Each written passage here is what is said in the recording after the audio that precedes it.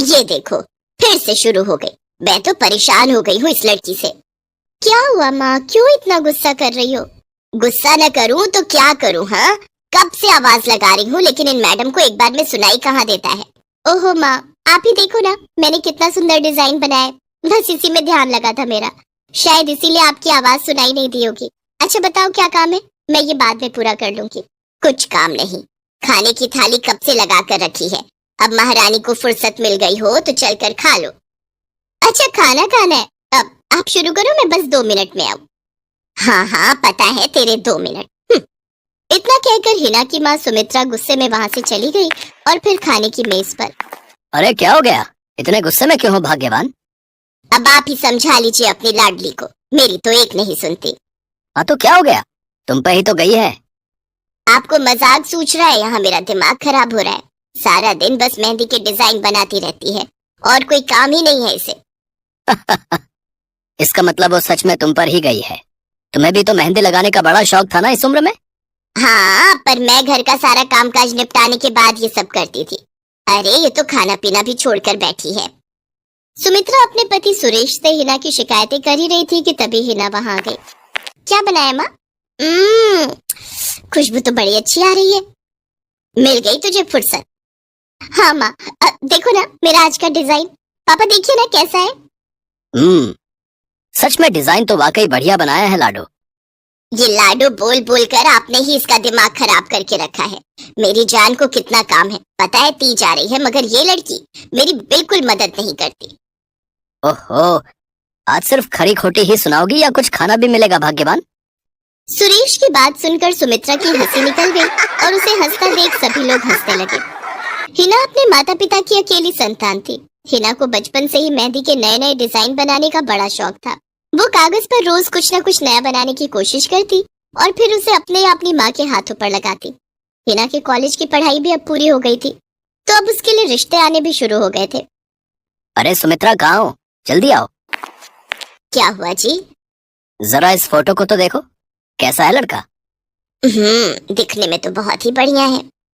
हाँ, वो कानपुर वाले फूफा जी है ना, उन्होंने बताया है इस लड़के के बारे में। अपनी हिना के लिए कैसा रहेगा? लड़का काम क्या करता है और परिवार में कौन कौन है? फूफा जी बता रहे थे कि कानपुर में इनका अपना कारखाना है, वहाँ ये अपना दोने पत्तल और डिस्पोजल वगैरह बनाते हैं। ये अच्छा पैसा कमा लेता है, फूफा जी की रिश्तेदारी में है। हाँ, पर उससे पहले ये फोटो एक बार हिना को तो दिखा दो, उसे लड़का पसंद आ जाए तभी बात आगे बढ़ानी चाहिए ना। अरे हाँ, ये भी सही कह रही हो। लाडो, ओ लाडो, अरे कहाँ है बेटिया? सुरेश ने फौरन जाकर कमल की फोटो हिना को दिखाई, तो हिना को भी कमल पसंद आ गया। उधर कमल को भी हिना पहली ही नजर में भाग गई और इस तरह से कुछ ही दिनों में कमल और हिना की शादी खूब धूमधाम से हो गई। शादी के बाद कमल और हिना अपनी गृहस्थी में बहुत खुश थे। फिर एक शाम। ये क्या लिख रही हो हिना? लिख नहीं रही हूँ, मेहंदी का डिजाइन बना रही हूँ। अच्छा, पर कागज पर क्यों? प्रैक्टिस तो रोज ही करनी होती है ना, तो इसीलिए कागज पर डिजाइन बनाती हूँ। अच्छा, अब जरा दिखाओ तो सही। अरे वाह, ये डिजाइन क्या सच में तुमने बनाया है? हाँ अच्छा है ना, अब मैंने और भी बना कर रखे हैं, रुकिए मैं भी लेकर आती हूँ। हिना ने अपने बनाए सारे डिजाइन्स कमल को दिखाए, जो कमल को बहुत पसंद आए और उसने हिना की खूब तारीफ की। सब कुछ अच्छा चल रहा था और ऐसे ही हंसी खुशी दिन बीत रहे थे, लेकिन फिर एक सुबह। हेलो, क्या हुआ राठी जी, इतनी सुबह सुबह फोन क्यों किया? सर आप जल्दी से आ जाइए, गजब हो गया, अपनी फैक्ट्री में आग लग गई है सर। सब कुछ जल गया सर, कुछ भी नहीं बचा सर, जल्दी आ जाइए आप। फोन पर अपने मैनेजर की बात सुनकर कमल के पैरों तले जमीन खिसक गई। फैक्ट्री पहुंचा तो देखा वाकई फैक्ट्री पूरी तरह से जल रही थी। तभी एक जलती हुई बड़ी सी लकड़ी कमल पर आ गिरी, जिसकी वजह से वो बुरी तरह झुलस गया। उसे फौरन अस्पताल पहुंचाया गया और यहाँ से सब कुछ बदल गया। फैक्ट्री के काम को बढ़ाने के लिए कमल ने हाल ही में कई सारी नई मशीनें लोन पर खरीदी थी। मशीनें तो नहीं बची, लेकिन लोन चुकाने के चक्कर में पहले कमल की गाड़ी बिकी और फिर घर। मजबूर होकर कमल और हिना किराए के मकान में रहने लगे थे। फिलहाल कमल की हालत ऐसी नहीं थी कि वो कोई और काम कर सके। ऐसे में हिना ने घर चलाने का जिम्मा उठाया और वो घर घर जाकर औरतों के हाथों पर मेहंदी लगाने लगी। हालांकि इस काम से उसे बहुत कम पैसे ही मिल पा रहे थे, लेकिन हिना फिर भी पूरी मेहनत कर रही थी। क्या से क्या हो गया ना हिना, मैं किसी काम का नहीं रहा, हम बर्बाद हो गए। मैंने कहा था तुम्हें रानी बनाकर रखूंगा, मगर मेरे रहते हुए भी तुम्हें कितना संघर्ष करना पड़ रहा है। ऐसा क्यों कह रहे हैं आप बिल्कुल चिंता मत कीजिए, देखना धीरे धीरे सब ठीक हो जाएगा। हिना चाहती थी कि वो अपना एक पार्लर खोले, लेकिन फिलहाल ये मुमकिन नहीं था। मेहंदी लगाने का काम भी सीजन पर ही मिल पाता था, तो अब दिक्कत खाने पीने की भी होने लगी। ऐसे में हिना ने एक सेठ के घर मेड का काम करना शुरू कर दिया। और फिर एक दिन, सुन, तुझे कोई मेहंदी वाली पता है क्या? क्यों मैडम? अरे वो तीज आ रही है ना, तो मेहंदी लगवानी थी। हाँ, बाहर इतनी गर्मी है, अब ऐसे में कौन बाहर जाए, तो घर पर ही आकर कोई लगा दे तो बढ़िया रहेगा। अब हाँ मैडम, मैं बहुत अच्छी मेहंदी लगाती हूँ, आप मुझसे लगवा लो। ना ना ना, अगर खराब कर दी तो? तीज की पार्टी है मेरे यहाँ, मेहंदी तो बढ़िया ही लगवानी है मुझे। मैडम आप बिल्कुल चिंता मत कीजिए, और रुकिए, मैं अभी आपको कागज पर मेहंदी का डिजाइन बनाकर दिखाती हूँ, फिर आगे आप ही तय करना। इतना कहकर हिना ने फौरन एक कागज लिया और कुछ ही देर में उस पर एक बहुत ही सुंदर मेहंदी का डिजाइन बना दिया। और फिर, अरे वाह, ये तो सच में बहुत सुंदर है, बिल्कुल नया और बहुत ही खूबसूरत डिजाइन है। अब तो ये डिजाइन मेरे हाथ पर भी सेम टू सेम लगा देगी ना? हाँ मैडम, आप मुझ पर विश्वास कीजिए, मैं बचपन से ये करती आई हूँ। उस दिन हिना ने पूरे मन से अपनी मालकिन के दोनों हाथों पर मेहंदी लगाई। हिना ने जो डिजाइन बनाया था वो एकदम नया था और सुंदर भी। फिर अगले दिन, नमस्ते साहब, वो आपको कुछ? हाँ, मैं तुम्हारा ही इंतजार कर रहा था। ये कल शिवानी के हाथों पर तुम्ही ने मेहंदी लगाई थी ना? जी साहब, मैंने ही लगाई थी। अब कोई गलती हो गई क्या मुझसे? नहीं नहीं, ऐसी कोई बात नहीं है, बस ये जानना था तुमसे कि मेहंदी का वो डिजाइन कहाँ से देखकर लगाया तुमने? कहीं से नहीं साहब, वो तो मैंने खुद से सोचा था, मैं कभी कहीं से देखकर डिजाइन नहीं बनाती। अच्छा, अगर ऐसा है तो जरा ये कागज और जरा इस पर एक मोर की थीम पर बेस्ड एक डिजाइन बनाकर दिखाओ, पर याद रहे डिजाइन बिल्कुल नया होना चाहिए। जी साहब, बस 2 मिनट दीजिए। हिना ने बस कुछ मिनटों के अंदर वो करके दिखा दिया, जिसे देखकर उसका मालिक साहिल मल्होत्रा हैरान रह गया। वाह, सच में कमाल है ये तो। अब तुमने डिजाइनिंग सीखी है क्या कहीं से? नहीं साहब, सीखी तो नहीं, लेकिन मुझे बचपन से ही शौक है मेहंदी लगाने का, तो बस इसीलिए। समझ गया। देखो है ना, तुम्हारा हुनर लाजवाब है और तुम्हें अपने इस हुनर को ऐसे बेकार नहीं जाने देना चाहिए। जी मतलब? तुम्हें पता है ना, मेरी फैक्ट्री में लेडीज कपड़ों के लिए कपड़ा बनता है, लेकिन काफी समय से मैं परेशान हूँ, क्योंकि सूट साड़ियों वगैरह के लिए मेरे पास नए डिजाइन की कमी पड़ गई है। लेकिन अब लगता है ये कमी नहीं रहेगी। बोलो, बतौर डिजाइनर मेरे लिए काम करोगी तुम? जी साहब, बिल्कुल करूंगी। ये हिना के लिए सपने के सच होने जैसा था। अब वो काम वाली बाई से एक डिजाइनर बन गई। वो साहिल की फैक्ट्री में बनने वाले कपड़ों के लिए हर रोज नए नए डिजाइन बनाने लगी, और इसके बाद साहिल के फैक्ट्री में बनने वाले कपड़े की डिमांड काफी बढ़ गई, और इसके चलते हिना को भी उसके काम की बढ़िया सैलरी मिलने लगी।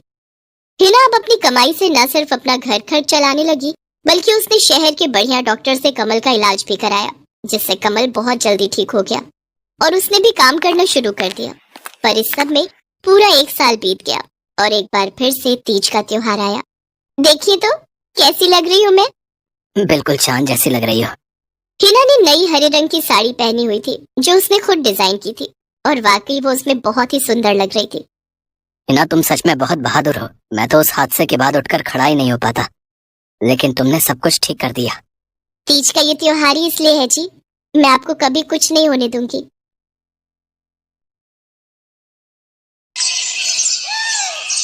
मीरा, ओ मीरा, चल तो जल्दी से आटा गूंथ दे, मैं फटाफट रोटियां सेक दूंगी। नहीं माँ, मैं नहीं गूंथ पाऊंगी, मैंने मेहंदी लगा ली है हाथ पर। क्या? सुबह सुबह तू फिर मेहंदी लगाकर बैठ गई? बड़ी मक्कार है सच में, काम में मदद ना करनी पड़े इसलिए जब देखो मेहंदी लगाकर बैठ जाती है। चल जल्दी से हाथ धोकर आ मेरे पास, मुझे काम पर जाने के लिए देर हो रही है। माँ बस आज कर लो ना, देखो ना मैंने कितनी मेहनत से कितना सुंदर डिजाइन बनाया है। लेकिन जैसे ही उसकी नजर मीरा के हाथों पर पड़ती है, उसका गुस्सा पल भर में गायब हो जाता है। वो मीरा से कहती है, अरे वाह मीरा, तूने तो बड़ी सुंदर मेहंदी लगाई है। हाँ माँ, वो शांति दीदी ने मुझे एक किताब दी थी कल, उसमें बड़ी सुंदर सुंदर डिजाइन बने हैं, बस उसी में से देखकर लगाई है मैंने। सुंदर है ना? हाँ बहुत सुंदर है। अरे लेकिन मुझे तो ओफो, फिर लगा लिया ना तूने बातों में, पहले से ही देर हो रही है, ऊपर से तू भी मेहंदी लगाकर महारानी जैसे बैठ गई है। माँ, तुम इतना परेशान क्यों होती हो? 1-2 घंटे में जब मेरी मेहंदी सूख जाएगी तो मैं घर के सारे काम कर दूंगी।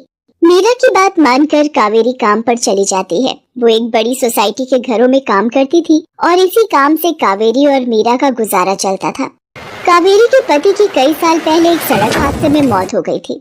तब से कावेरी पर ही सारी जिम्मेदारी थी। मीरा भी घर के कामों में उसका पूरा हाथ बटाती थी। मीरा को मेहंदी लगाना बहुत पसंद था। उसने अपने घर के पीछे मेहंदी के कई सारे पौधे लगा रखे थे, जिनका वो बहुत ख्याल रखती थी। वो अपने हाथों से मेहंदी के पत्तों को पीसकर अपने हाथों में लगाने के लिए तैयार करती थी। फिर एक दिन, मीरा, हमें इस जगह पर थोड़ी मोड़ी खेती कर लेनी चाहिए। ये मेहंदी के पौधों से कुछ कमाई थोड़ी ही हो रही है, खेती कर लेंगे तो कुछ पैसे ही बन जाएंगे। नहीं माँ, मेरे मेहंदी के पौधों को हाथ भी मत लगाना। बाजार से मेहंदी खरीदने के तो पैसे हैं नहीं हमारे पास, अब इन्हें तो रहने दो। ये कहते हुए मीरा की आंखों में आंसू थे। कावेरी उसके सिर पर हाथ रखते हुए कहती है, मीरा, मैं जानती हूँ तुझे मेहंदी लगाना बहुत अच्छा लगता है, लेकिन बेटा अपनी हालत तो तुझे पता ही है ना, मैं कितनी मुश्किल से। माँ, सब समझती हूँ मैं, जाओ कर लो जो करना है। इतना कहकर मीरा रोते हुए वहाँ से चली जाती है। कावेरी को उसके लिए बुरा लग रहा था। वो मीरा की मेहंदी के पौधों को कुछ नहीं करती। ऐसे ही कई दिन गुजर जाते हैं। ज्यादा काम करने की वजह से कावेरी की तबीयत खराब रहने लगी। वो बहुत जल्दी जल्दी बीमार पड़ने लगी। तो मीरा ने उससे कहा, माँ, तुम रहने दो, तुम्हें बुखार है, रात भर सोई नहीं हो, मैं चली जाती हूँ काम पर। नहीं मीरा, तू कैसे? ना, नहीं, मैं ठीक हूँ, मैं जाती हूँ।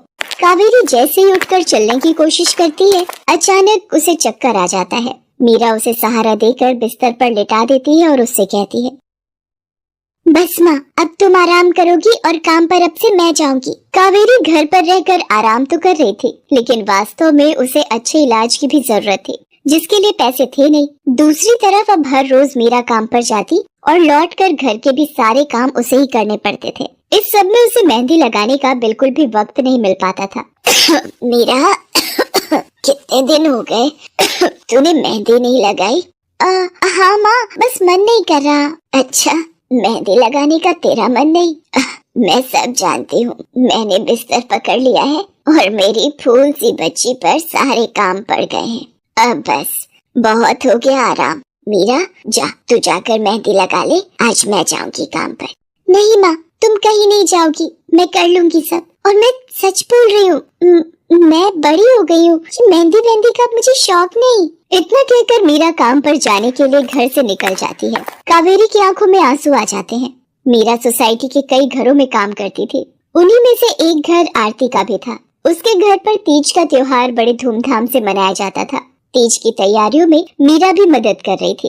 इसी बीच, अरे ऐसे कैसे? मैंने सारे रिश्तेदारों को बुला लिया है, मेरी सारी फ्रेंड्स भी आने वाली हैं। मैं क्या कहूँगी उन्हें? फोन पर काफी देर बहस करने के बाद आरती फोन रख देती है। उन्हें उदास देखकर मीरा उससे पूछती है, क्या हुआ मैडम जी, आप कुछ परेशान लग रहे हो? हाँ मीरा, बड़ी मुसीबत हो गई। कल तीज का फंक्शन है, मैंने सबको मेहंदी लगवाने के लिए यहीं बुला लिया है, और आखिरी मौके पर ये पार्लर वाली धोखा दे गई। कह रही है कल नहीं आ पाएगी। अब क्या होगा? इतनी जल्दी कौन तैयार होगा सबको मेहंदी लगाने के लिए?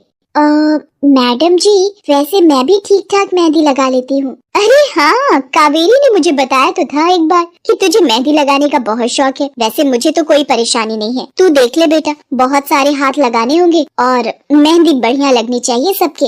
आप बिल्कुल चिंता मत करिए मैडम जी, मैं सब अच्छे से करूँगी। बहुत दिनों बाद मीरा के चेहरे पर खुशी थी। उसने घर पहुंचते ही मेहंदी के खूब सारे पत्ते तोड़कर पत्थर पर पीसना शुरू कर दिया। ये देखकर कावेरी ने मीरा से कहा, अरे मीरा, शाम हो गई है, अब मेहंदी मत लगा, मौसम भी ठंडा है बेटा।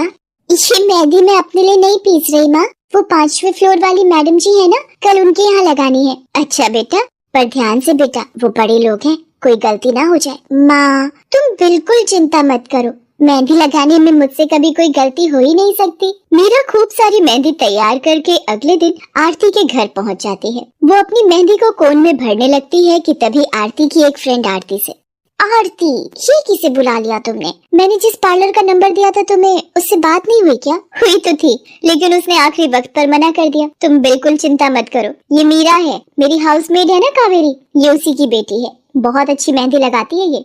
ओफो आरती, तुम भी ना, पार्लर की बात अलग होती है, उन लोग का मटेरियल ब्रांडेड होता है, मेहंदी के रचने की गारंटी मिलती है वहाँ से। और इसकी मेहंदी तो मुझे कुछ समझ नहीं आ रही, इस पर तो कोई लेबल तक नहीं है।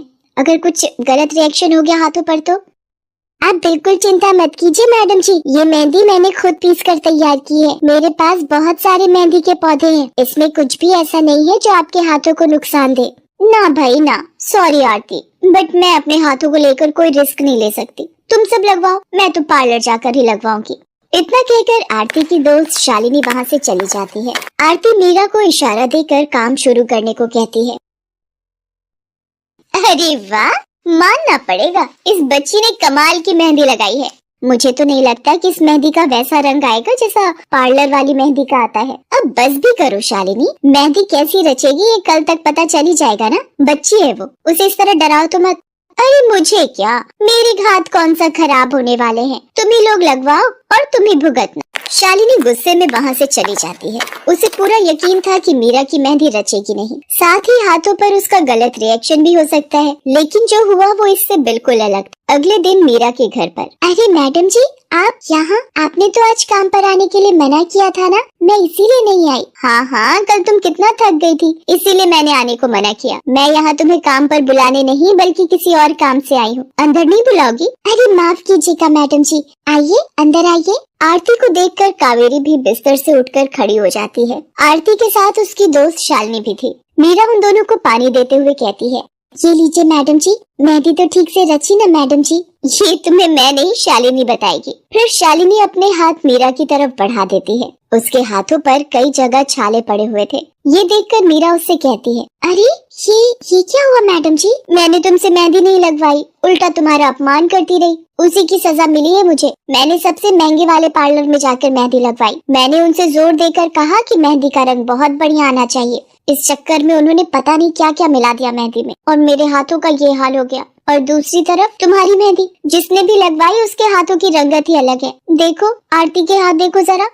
आरती ने अपने हाथ आगे बढ़ा दिए, जिन पर मीरा के हाथों से लगी मेहंदी का बहुत ही अच्छा रंग चढ़ा था। फिर आरती कावेरी के पास जाकर उससे बोली, बस कावेरी, ये झाड़ू पोछा और बर्तन बहुत करवा लिए तुमने मीरा से। ये अब वो करेगी जो इसे करना चाहिए। जी क्या मतलब मैडम जी?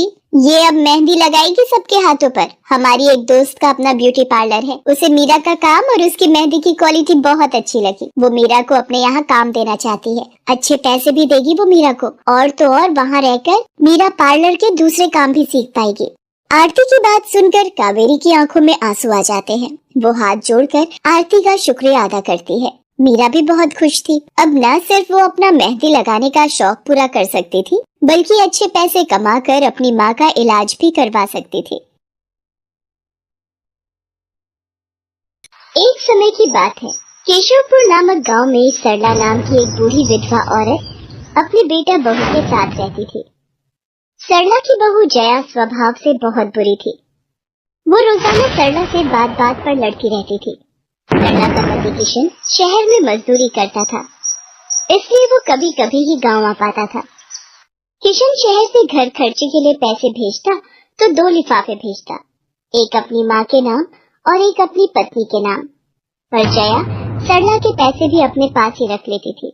ऐसे ही एक दिन, ये सरला देवी और जया जी के नाम के मनी ऑर्डर है। लाओ भैया, जल्दी से मुझे दे दो। ये सरला देवी के हस्ताक्षर करके ही उन्हें मिलेगा।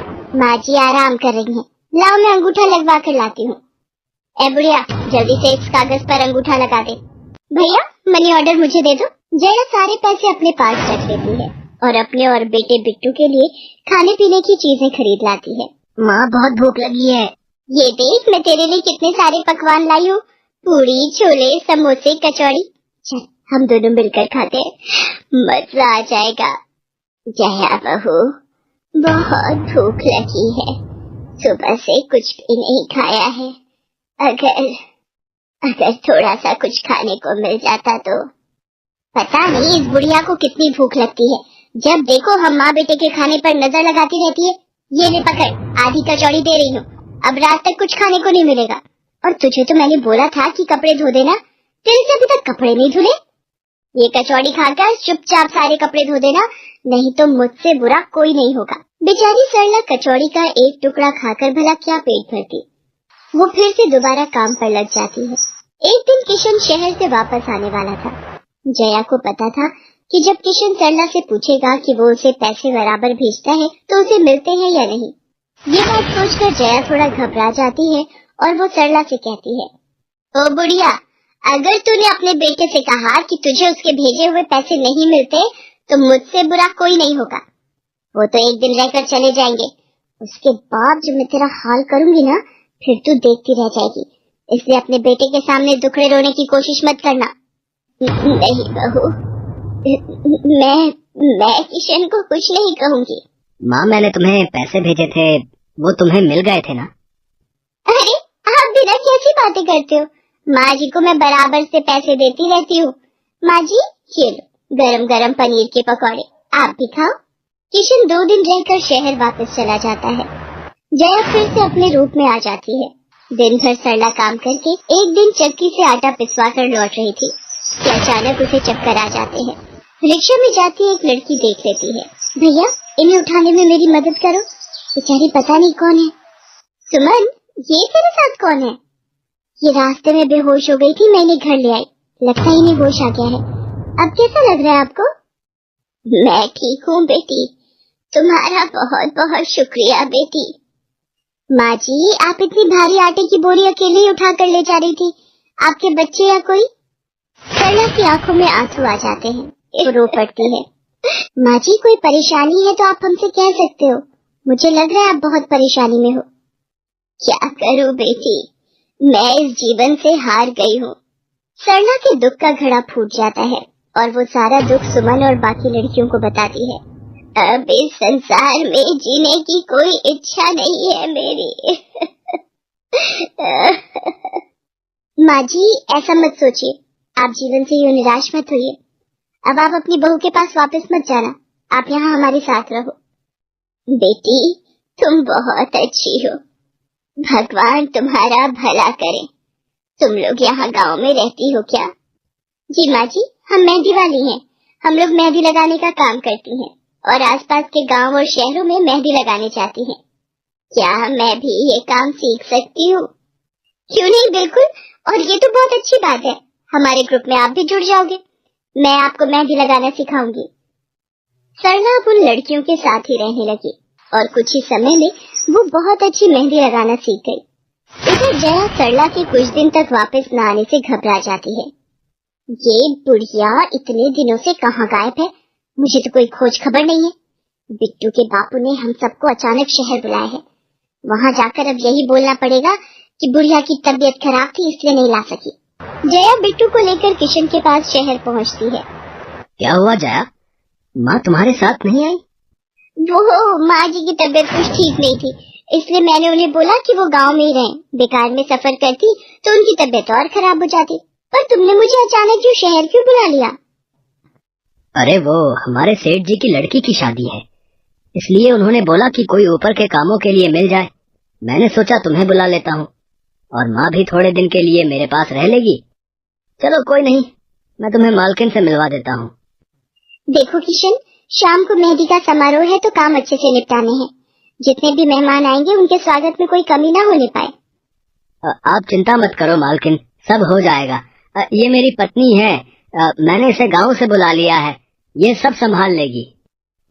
जया मेहंदी समारोह की तैयारियों में काम करवाने लगती है। सब मेहमान आने लगते हैं। रिचा, मेहंदी वाली अभी तक नहीं आई, कितने बजे का टाइम दिया था? मम्मी, मेरी उनसे बात हो गई है, बस कुछ ही देर में आती होंगी। लो वो आ गई। माँ जी, ये यहाँ कैसे? मेहंदी वाली लड़कियों के साथ? माँ यहाँ? जया, तुम तो कह रही थी कि माँ बीमार है और गांव में है, पर माँ मेहंदी वाली लड़कियों के साथ क्या कर रही है? मुझे कुछ समझ नहीं आ रहा। मैं माँ के पास जा रहा हूँ। माँ, तुम यहाँ इन सबके साथ? किशन बेटा, आप मेरे साथ इधर आइए, मैं आपको सब बताती हूँ। ये लड़की इनको सब कुछ बता देगी। शायद आप नहीं जानते हैं, आपकी पत्नी ने आपकी माँ पर बहुत जुल्म किए हैं, इसीलिए ये बेचारी अपना घर छोड़कर हमारे साथ रहने को मजबूर थी। सुमन किशन को सारी सच्चाई बताती है। सरला की आंखों में आंसू आ जाते। किशन सबके साथ जब घर आ जाता है। जया, तुम्हें शर्म आनी चाहिए। तुमने मेरी माँ के साथ इतना बुरा व्यवहार किया।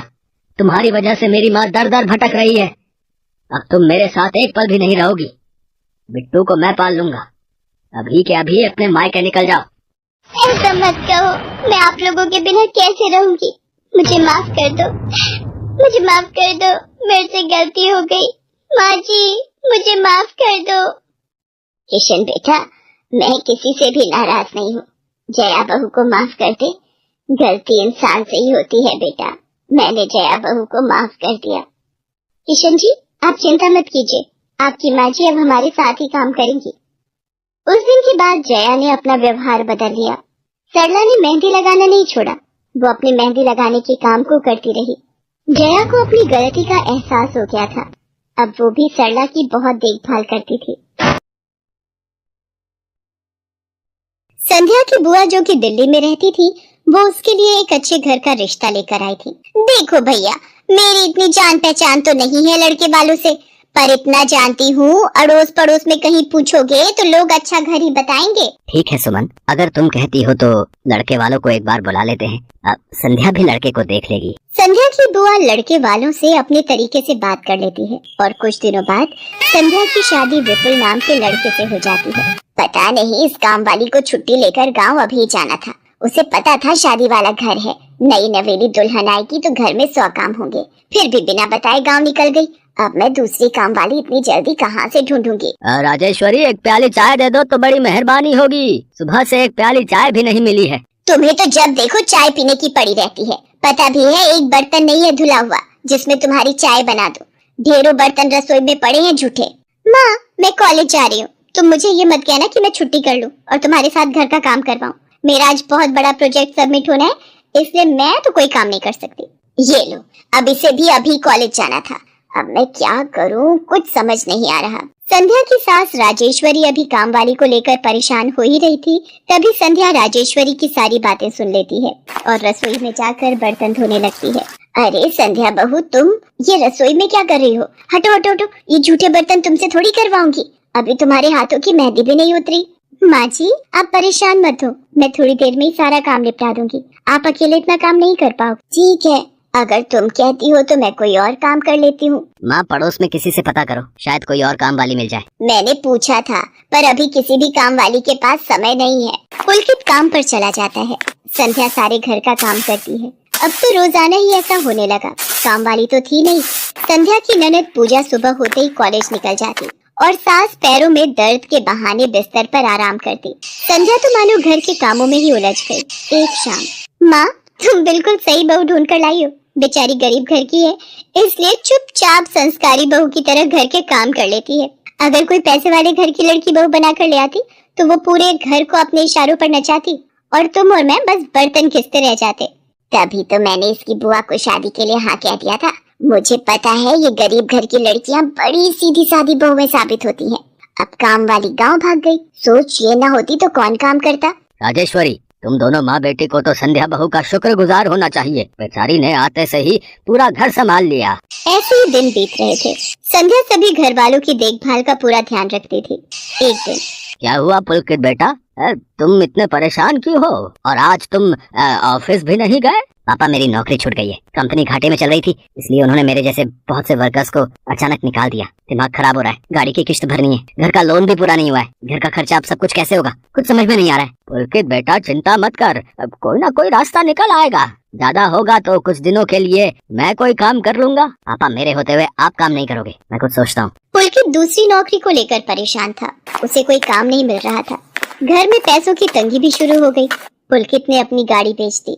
घर के लोन को लेकर वो परेशान था।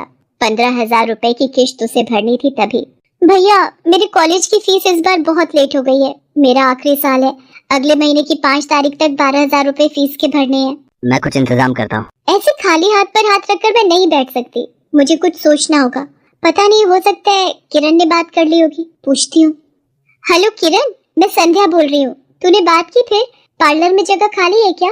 हाँ, मैंने बात कर ली है। 12,000 रुपए महीना देंगी रविता मैम। बोल, तू हाँ बोलती है तो मैं बात कर लेती हूँ। ठीक है, तू हाँ बोल दे, कम से कम कुछ तो पैसे आ जाएंगे। संध्या पुलकित से पार्लर में मेहंदी लगाने की नौकरी की बात करती है। पहले तो वो मना करता है, पर संध्या उसे समझाती है। पुलकित, मैं जानती हूँ आप परेशानी के दौर से गुजर रहे हो। मैंने आपसे शादी के बाद हर सुख दुख में साथ निभाने का वादा किया था, और आप परेशान मत हो। मैं घर और बाहर दोनों का काम एक साथ संभाल लूंगी। ठीक है संध्या, तुम कल से पार्लर में नौकरी के लिए जा सकती हो। अगले दिन से संध्या सारे घर के काम के साथ साथ पार्लर भी जाती और वहाँ पर पूरा दिन मेहंदी लगाने का काम करती और शाम के वक्त घर आती। संध्या बहुत मेहनत कर रही थी ताकि वो अपने परिवार की मदद कर सके। संध्या बहुत सुंदर मेहंदी लगाती थी। ये बात उसकी सास को तब पता चली जब उसने पार्लर में काम करना शुरू किया। संध्या को पार्लर में काम करते हुए 1 महीना बीत चुका था। पार्लर की मालकिन रविता भी संध्या की मेहंदी लगाने के काम को देखकर बहुत खुश थी। संध्या, तुम सचमुच बहुत मेहनती हो। पिछले 1 महीने में बहुत से क्लाइंट तुम्हारी तारीफ कर रहे हैं और अपनी फैमिली फ्रेंड्स की शादी या सगाई फंक्शन के लिए तुम्हें ही मेहंदी के लिए बुक करना चाहते हैं। और हाँ, ये तुम्हारी सैलरी 12,000 रुपए। बाकी ये तुमने ओवर टाइम भी शादी के सीजन में बहुत किया है, उसके 6,000 रुपए अलग से दे रही हूँ। थैंक यू मैम, आपने मेरे काम की इतनी तारीफ की। मैं तो बस भगवान की कृपा से मेहनत से करती हूँ। संध्या घर आ जाती है और 12,000 रुपए पूजा के हाथ में रखती है। पूजा, ये तुम्हारी कॉलेज की फीस के पैसे, तुम कल ही अपनी फीस जमा कर देना। भाभी, ये तो आपकी मेहनत की कमाई है, आप ये सारे पैसे मुझे दे रहे हो? नहीं नहीं भाभी। पूजा, तुम मुझे अपनी भाभी कहती हो ना, और भाभी तो माँ समान होती है, तो क्या तुम अपनी भाभी माँ के पैसे नहीं लोगी? तुम अपने भैया से भी तो लेती हो ना। फिर मेरे और अपने भैया में फर्क है, मैं भी तो इस घर का हिस्सा हूँ, इसलिए ये पैसे रख लो। मुझे माफ कर दो भाभी, मैंने ना जाने आपके बारे में क्या क्या गलत सोचा। पुलकित को भी दूसरी नौकरी मिल जाती है। अब संध्या और पुलकित दोनों मिलकर काम करते थे। राजेश्वरी और पूजा भी अब संध्या की घर के कामों में बहुत मदद करती थी। परिवार में खुशियां फिर से लौट आई थी।